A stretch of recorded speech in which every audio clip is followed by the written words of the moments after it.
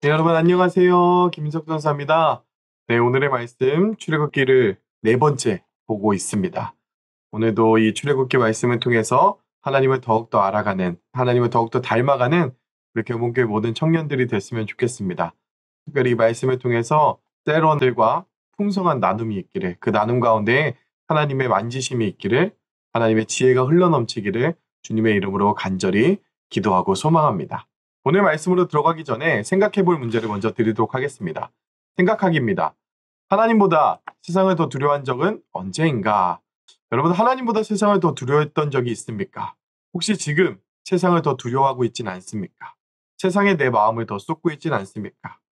이 문제에 대해서 곰곰이 생각해 보시면서 오늘 본문 말씀을 여러분들 들어보시고 세상보다 더 크신 하나님이 여러분 가운데 있기를 주님의 이름으로 소망합니다.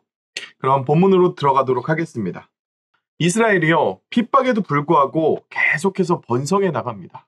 국고성을 짓게 했고 더 큰 노역으로 바로왕이 이스라엘 백성들을 힘들게 했지만 하나님의 축복이 그들과 함께 있었고 그것을 통해서 이스라엘 백성들은 계속해서 번성해 나가기 시작합니다. 그러자 바로가 더 큰 핍박을 준비합니다. 히브리 여인들이 임신을 못하게 하는 정책을 포기하는 대신에 아이들이 태어난다 할지라도 그 자리에서 죽임으로 자손을 막겠다는 은밀한 살인을 계획합니다. 바로는 히브리 산파들에게 히브리 여인이 해산할 때 아들이면 죽이고 딸이면 살리도록 한 것입니다. 이것은 최소한 노동력은 살려두면서 인구를 억제하기 위한 바로의 은밀하고자 무서운 계략이었습니다. 그래서 바로는 산파들의 대표격인 십부라와 부하를 통해서 명령을 내립니다.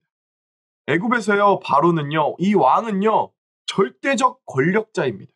바로의 명령을 거절한다는 것은요, 자신이 죽는 것뿐만이 아니라 자신의 가문의 몰락과 자신이 알고 있는 모든 사람들이 죽을 수 있는 무서운 결과를 초래할 수도 있는 일입니다.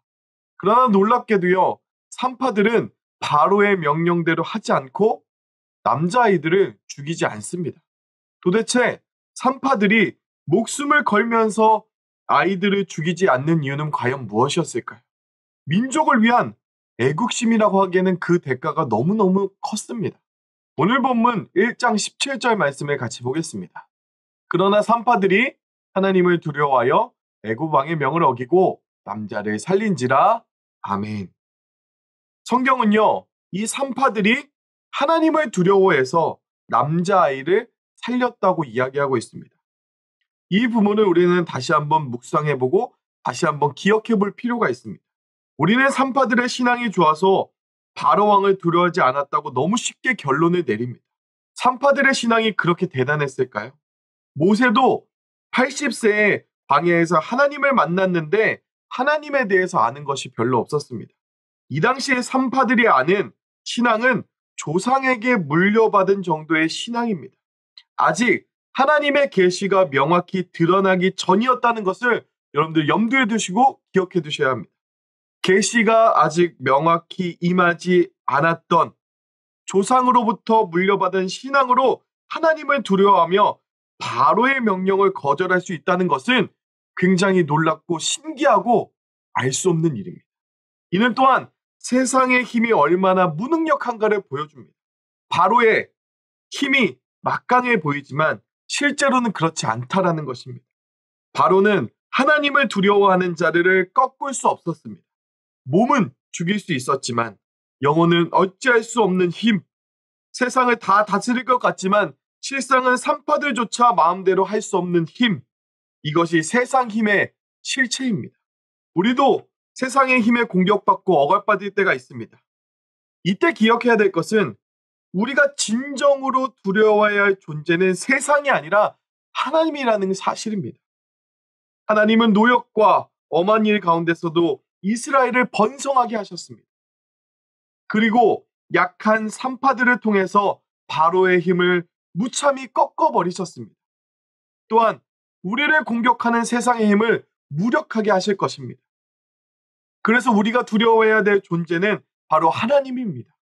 산파들이 바로의 명령을 두려워하지 않고 하나님을 두려워했던 것처럼 말입니다. 성경은 하나님을 두려워한 산파들이 받은 축복을 알려주고 있습니다.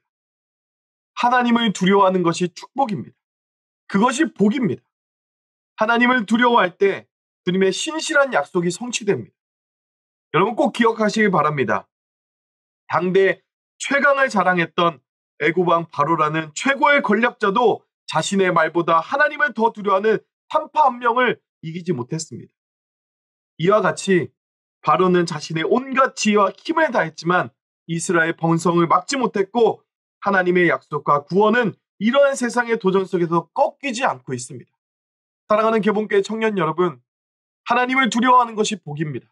세상 것이 커 보이고 세상 것이 더 좋아 보이고 세상에 우리가 무기력해 보일 수도 있지만 그것을 넘어서시는 하나님이 있음을 여러분 기억하시길 바랍니다. 하나님 이 세상의 힘보다 그 어떤 것보다 놀라우신 분이시며 뛰어나신 분이시며 우리의 왕이시며 우리의 통치자이심을 여러분 기억하시길 바랍니다.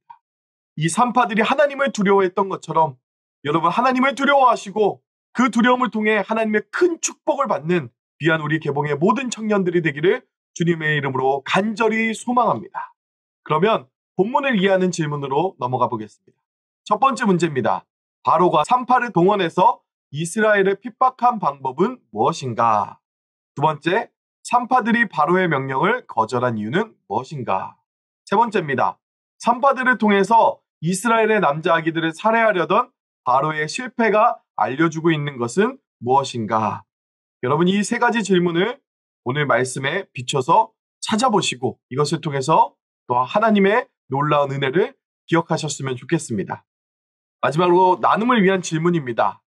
나도 하나님이 두려워서 세상 것을 쫓지 않은 경우에 있다면 나누어 보시길 바랍니다. 하나님이 두려웠고 세상 것보다 하나님이 더 크게 보인 적이 있다면 그것을 한번 나눠보시길 바랍니다. 아니면 본문을 통해서 새롭게 깨달은 것이나 내 생활에 적용되는 점을 여러분 찾아서 우리 세런분들과 나눠주시면 감사하겠습니다. 여러분 오늘 말씀 이것으로 마치도록 하겠습니다. 한 주간도 말씀으로 승리하시고 하나님 앞에서 온전하게 하나님을 두려워하며 살아가는 우리 개봉교회 모든 청년들이 되기를 주님의 이름으로 간절히 부탁합니다. 여러분 감사합니다.